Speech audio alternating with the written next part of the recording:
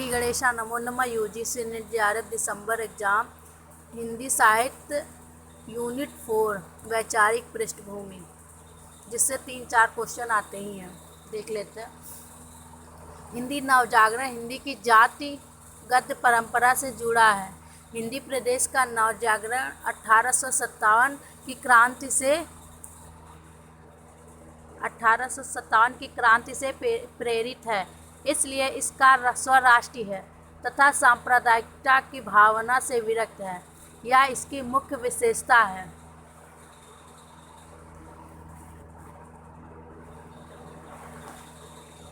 भारतीय युगीन साहित्य तथा राधाचरण गोस्वामी कृत यमलोक की यात्रा, प्रताप नारायण मिश्र के कानपुर महात्म्य, राधा कृष्ण दास के निस्सहाय हिंदू 1857 के विद्रोह की झलक देखने को मिलती है। भारतेंद्र हरिश्चंद्र, राधाचरण गोस्वामी, प्रताप नारायण मिश्र, सरदार पूर्ण सिंह, राधा कृष्ण दास, बाल मुकुंद गुप्त आदि लेखकों ने न सिर्फ हिंदी के विकास अपना योगदान दिया, बल्कि नवजागरण की मुख्य धारा को भी शक्ति दी। भारतेंद्र ने जिस जाति गद्य की शुरुआत की, उसका पहला सुर था ब्रिटिश साम्राज्यवाद का पूर्ण विरोध और राष्ट्रीय चेतना का विकास। यद्यपि इस विरोध के साथ साथ राजभक्ति के स्वर भी दिखाई पड़ते हैं, लेकिन यह युग परिस्थितियों की देन थी। डॉक्टर रामविलास शर्मा ने लिखा है, भारतेंद्र की असंगतियाँ उनके युग की सीमाओं से पैदा नहीं हुई। डॉक्टर रामविलास शर्मा ने लिखा है, भारतेंद्र की असंगतियाँ उनके युग की सीमाओं से पैदा नहीं हुई, वे उनके वर्ग की असंगतियाँ हैं। उस काजल की कोठरी की स्याही है जिसमें भारतेंद्र का जन्म हुआ। क्या बात है। भारतेंद्र युग के लेखक सिर्फ रचनाकार ही नहीं थे, वे पत्रकार, हिंदी नायक, स्वदेशी उत्थान के समर्थक, अंधविश्वासों रूढ़ियों के खिलाफ लड़ने वाले प्रगतिशील विचारधारा के समर्थक थे। भारतीय युग के लेखक में जातीयता का स्वर सुनाई देता है। भारतेंद्र ने भारत दुर्दशा, भारत जननी, सत्यवादी, हरिश्चंद्र, अंधेर नगरी आदि महत्वपूर्ण रचनाओं तत्कालीन परिस्थितियों का उल्लेख करके राष्ट्रीय चेतना के प्रचार में लिखी। उन्हीं की तरह अन्य लेखकों जैसे राधाचरण गोस्वामी की यमलोक की यात्रा, तन मन धन गोसाई जी को अर्पण, बूढ़े मुँह मुहासे, कांग्रेस की जय, बाल मुकुंद गुप्त की शिव शंभू के चिट्ठे, प्रेमघन की हिंदू और हिंदी, विधवा विपत्ति वर्ष आदि के नवजागरण कालीन चेतना को आगे बढ़ाया। भारतीय किसानों की दुर्दशा का चित्रण प्रेमचंद ने बहुत पहले ही कर दिया था। सर्वप्रथम हिंदी भाषा जातीयता को हिंदी नवजागरण में अंकित करते हुए डॉक्टर रामविलास शर्मा ने लिखा है, देख लेते हैं। लिखा है, द्विवेदी जी हिंदी भाषा के विकास के अनेक पक्षों पर ध्यान दिया है।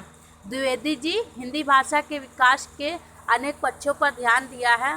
भारत में अंग्रेजी की स्थिति, भारतीय भाषाओं की समस्या, हिंदी उर्दू की समस्या और आपसी भेद, हिंदी और जनपदी उपभाषाओं के संबंध आदि पर उन्होंने बहुत गहराई से विचार किया है। भाषा परिष्कार का काम उनके व्यापक कार्यक्रम का एक अंश मात्र है और उसका सबसे महत्वपूर्ण अंश नहीं है। ठीक है। सरस्वती पत्रिका का हिंदी नवजागरण से विशेष योगदान रहा है। पूछ सकते हैं किस पत्रिका का नवजागरण में विशेष योगदान रहा है, तो सरस्वती पत्रिका का। सरस्वती पत्रिका में हिंदी प्रदेश के अतिरिक्त एशिया और यूरोप के नवजागरण की भी चर्चा की जाती है। ठीक है। आचार्य द्विवेदी ने जापान का उदाहरण भारत के समक्ष प्रस्तुत किया है।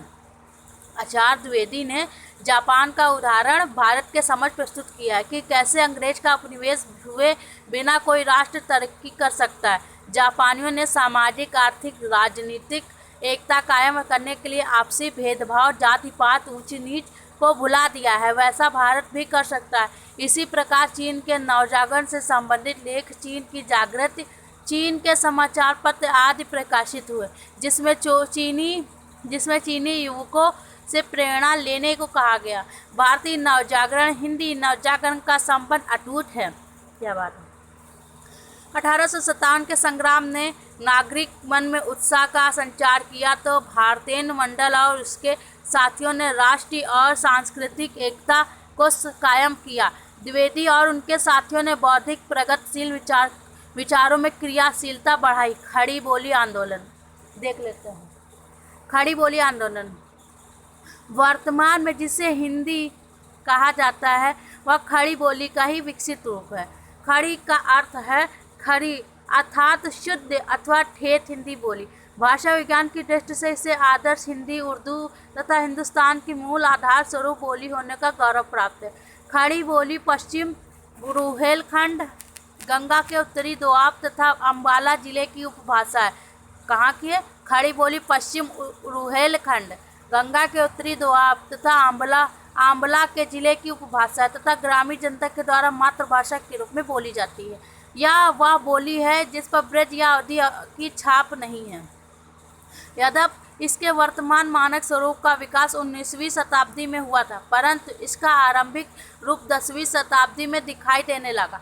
14वीं सदी के प्रारंभ में अमीर खुसरो ने खड़ी बोली पहलियां रचकर साहित्य लेखन का श्री गणेश कर